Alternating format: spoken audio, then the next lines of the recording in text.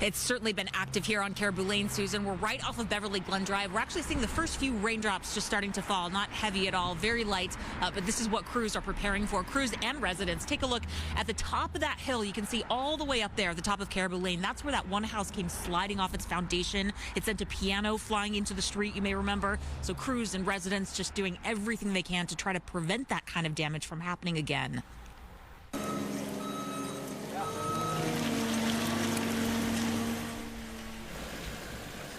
Crews have been working diligently ahead of this storm. They're trying to clear out the wreckage of the home and also a lot of debris in that area so they can stabilize as much of the hillside as they can to protect the homes below it. Now, this all happened 2 weeks ago when those heavy rains caused that home at the top of the hill to just topple down. It was so forceful that a piano was ejected from it, landing on a carport before bouncing onto the street. Now, 2 of the surrounding homes up there are red tagged. Crews are hard at work hauling out as much as they can before the next round moves in. It also appears that they're trying to build some sort of a berm or a dam to prevent mud flow from coming down this very steep and narrow street. Of course, the main concern here is the saturated hillsides. They're already so soaked, and people who had to be evacuated during the last storm have been doing everything they can to protect their homes. Listen here.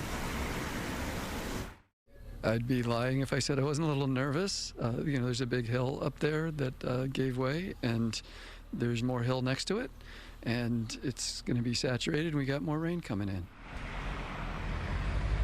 And again, you look at the top of that hill and you can see just how tight it is up there. So that's what people are really concerned about. You just heard from one neighbor, Travis Longcore. He's been living here for about 14 years. And he was one of the people who had to self-evacuate. In fact, that whole area up there all helped each other self-evacuate. And they're saying they're prepared to do that again, to jump in to help each other if needed in this community, if it gets that bad again. But hopefully they're not going to see any kind of damage like they did during the last storms. That's the latest from Beverly Glen. I'm Chelsea Edwards. Susan, I'll send it back to you.